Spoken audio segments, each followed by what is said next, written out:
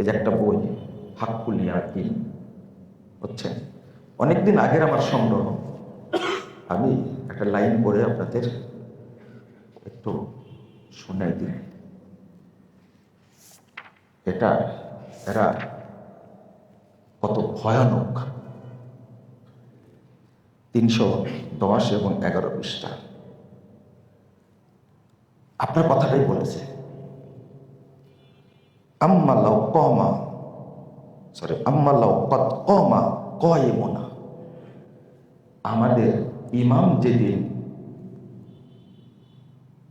দখল করতে পারবেন, অর্থাৎ খেলাফত কায়েম যখন করতে পারবেন, লাকাদ রুদ্দাত ইলাইহিল হুমায়রা, সেই দিন হুমায়রাকে উঠানো হবে কবর থেকে। হুমায়রাকে আয়েশা রাদিয়াল্লাহু আনহা, রুদ্দাত ইলাইহিল হুমায়রা হাত্তা ইউজলিদাহাল হাত্তা, এবং আমাদের ইমাম তার উপরে হদ কায়েম করবেন। জিনা করেছে যে শিয়াদের ইমাম, ও এটা বলা হয়নি তাই না? সৈয়দ আব্দুল্লাহ শিব্বির এই শয়তান লেখছে এটা। হাক্কুল ইয়াকিন শিয়াদের, রাফেজিদের, ইরানিদের সবচেয়ে নির্ভরযোগ্য কিতাব, এটা সবচেয়ে নির্ভরযোগ্য কিতাব।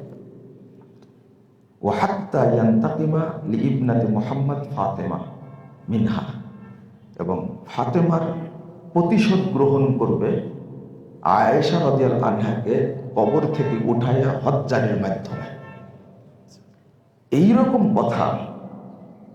তাহলে মা আয়েশা জেনাকারিনী ছিলেন নাকি? এই কিতাবের মধ্যে লিখলো কেন?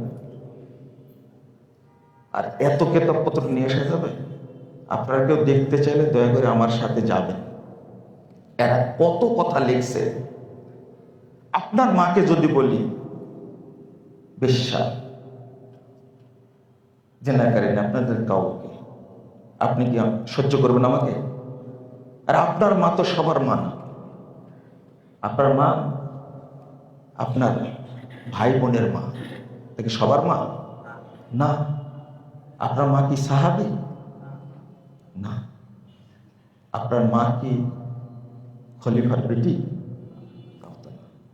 কিন্তু যে মাকে বেশ্যা বলছে তারা, সেই মা পৃথিবীর সমস্ত মুমিনের মা। আবু বকর সিদ্দিকের মেয়ে, নবী মুহাম্মদ সাল্লাল্লাহু আলাইহি ওয়াসাল্লামের স্ত্রী, জান্নাতে যার মর্যাদা সবচেয়ে বেশি, সেই মা আয়েশাকে যারা বেশ্যা মহিলা বলছে, এবং তাদের ক্ষোভটা এখনো আছে। যেদিন আমরা মক্কা মদিনা দখল করতে পারবো, সেদিন আয়েশার লাশ তুলে তার উপরে শাস্তি কার্যকর করবো। তা আপনার এই কষ্টটা লাগে না? 18 বছর বয়সে স্বামী হারিয়েছেন, দীর্ঘ 46 বছর দিন বিতরণ করে গেছেন, সেই মাকে যারা বেশ্যা বলে, জেনাকারিনী বলে, তাদের ক্ষমা কোনোদিন হবে না। আল্লাহ এদেরকে ধ্বংস করবেন ইনশাআল্লাহ। ধ্বংস হবেই তারা, এতে কোনো সন্দেহ। ওরা ইরানে থাক, আর সৌদিতে থাক, আর পাকিস্তানে থাক, যেখানেই থাক, এদের ক্ষমা নাই। আল্লাহ এদেরকে ধ্বংস করবেন ইনশাআল্লাহ, অবশ্যই ধ্বংস করবেন।